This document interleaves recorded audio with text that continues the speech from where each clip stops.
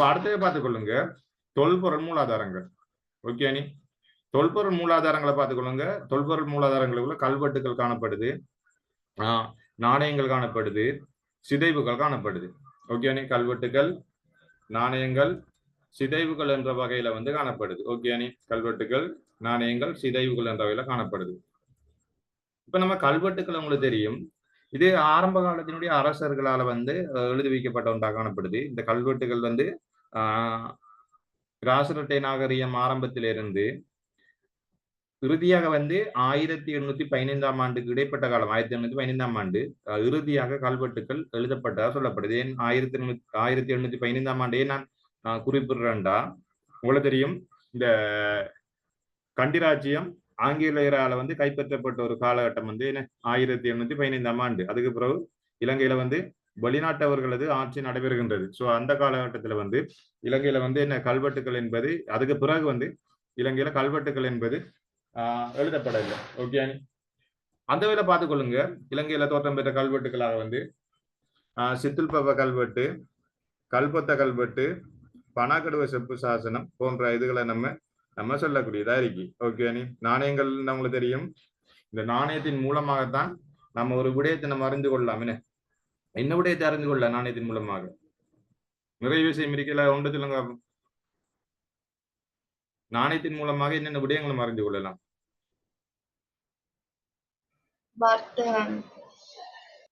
விளங்கலமா? ஒரு நாட்டில வர்த்தகம் எப்படி இருந்தது? Okay, very good. ஒரு நாட்டினுடைய வர்த்தகம் எப்படி காணப்பட்டது, அந்த நாட்டினுடைய எப்படி காணப்பட்டது, இப்படியான விஷயம் நிறைய ஒரு அதே அளவுக்கு அந்த நாட்டினுடைய பொருளாதாரம் இப்படி காணப்பட்டது இப்படின்னு எழுதலாம். இப்போ உதாரணத்துக்கு, இப்போ ஒரு நாட்டில வந்து தங்க நாணயம் கண்டுபிடிக்கப்பட அந்த நாடு வந்து என்ன செல்வ செழிப்பான நாணயம் வேண்டும். அதே அளவுக்கு வேற வேற வெள்ளியோ அல்லது வேற வேற நாணயங்கள் கண்டுபிடிக்கப்பட்டால் அந்த நாடு வந்து பொருளாதார ரீதியாக வந்து கொஞ்சம் என்ன சரிவடைந்த நாடு என்று நம்ம சொல்லக்கூடியதா இருக்கு. ஓகே, சரிம்மா பார்த்துக்கொள்ளுங்க. அப்ப அந்த வகையில இலங்கையில தோற்றம் பெற்ற ககபன் என்ற நாணயத்தை நம்ம சொல்ல கூடியதா இருக்கேன். இந்த நாணயம் வந்து சொல்லப்படுது இலங்கையர்களுக்கு இலங்கையர்களால் தயாரிக்கப்பட்ட நாணயம் அல்ல என்ற வகையில சொல்லப்படுது. உங்களுக்கு தெரியும், இந்த நாணயமானது ககபன் இலங்கையில கண்டுபிடிக்கப்பட்ட முதலாவது நாணயம்.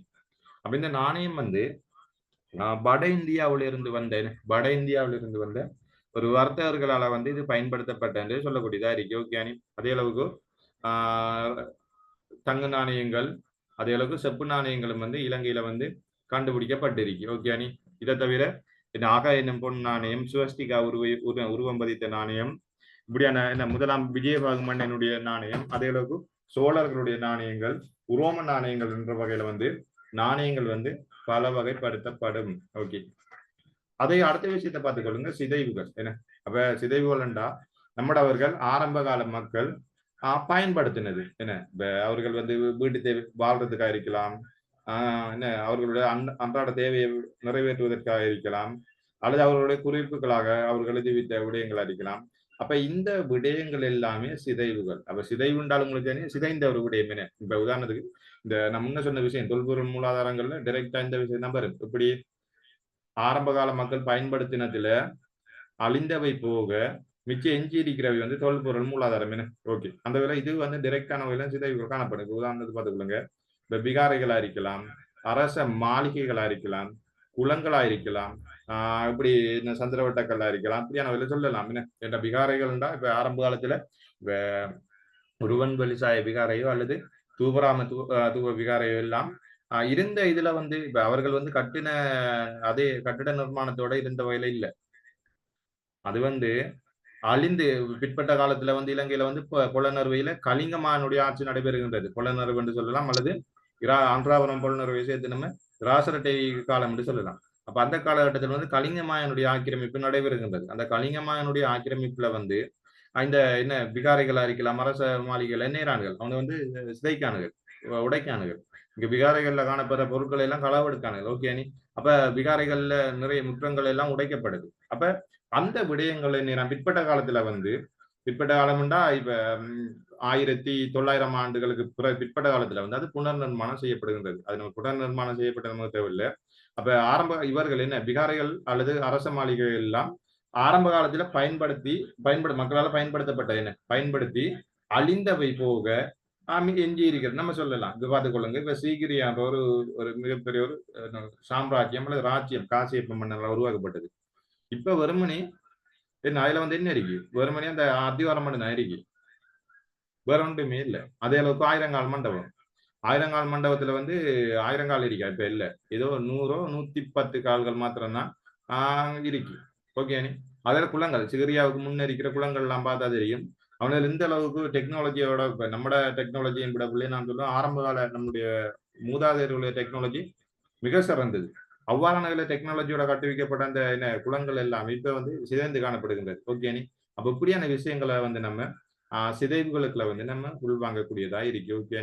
அப்ப வரலாறு என்றால் பார்த்துதான் வரலாற்று மூலாதாரம் என்றால் என்னன்னு தெரிஞ்சு கொண்டுதான் அதுல இலக்கிய மூலாதாரம் என்றால் என்ன வரைவிலக்கணம் பார்த்துதான் தொல்பொருள் மூலாதாரம் என்றால் வரைவிலக்கணம் பார்த்துதான் அதே அளவுக்கு அந்த இலக்கிய மூலாதாரத்தை 2 வகைப்படுத்தலாம் என்று பார்த்திருக்கேன். உள்நாட்டு இலக்கிய மூலாதாரம் வெளிநாட்டு இலக்கிய மூலாதாரம் போட்டு அந்த உள்நாட்டு இலக்கிய மூலாதாரங்கள் மிக முக்கியமான சில மூலாதாரங்களை நான் சொல்லியிருக்கேன். அதே அளவு வெளிநாட்டு இலக்கிய மூலாதாரங்களையும் சில முக்கியமான இலக்கிய மூலாதாரங்களை சொல்லியிருக்கேன். ஓகே. அதே அளவுக்கு தொல்பொருள் மூலாதாரத்துக்குள்ள வந்து நம்மண்டா தொல்பொருள் மூலாதாரங்களை 3 வகையா பிரிச்சிருக்கேன். அந்த வகையில இருந்து கல்வெட்டுகள், நாணயங்கள், சிதைவுகள் என்ற வகையில சொல்லியிருக்கேன். அந்த கல்வெட்டுகள்ல வந்து மிக முக்கியமான என்ன கல்வெட்டுகளை சொல்லியிருக்கேன். நாணயங்கள்லையும் வந்து இது இன்னும் விரிவா எழுதலாம் பிள்ளை. ஆனா நீங்க இது நாணயங்களுடைய குறிப்புகளை சொன்னேன். அதே அளவுக்கு சிதைவுகளை நம்ம சொல்லக்கூடியதா இருக்கு. ஓகே. சரி, இப்படியான வகையில வந்து நம்ம பார்க்கக்கூடியதா இருக்கு. அடுத்து 2வது கேள்வியை பார்த்துக்கொள்ளுங்க. உள்நாட்டு இலக்கிய மூலாதாரங்களின் வகைப்படுத்துக. இந்த வகைகளை குறிப்பிடல. உள்நாட்டு இலக்கிய மூலாதாரங்களை வகைப்படுத்துக. ஓகே. அப்ப இலங்கையில தெரியும் பிள்ளைகள் ஆரம்ப காலத்துல சிங்கள மொழி இல்லை. இலங்கையில வந்து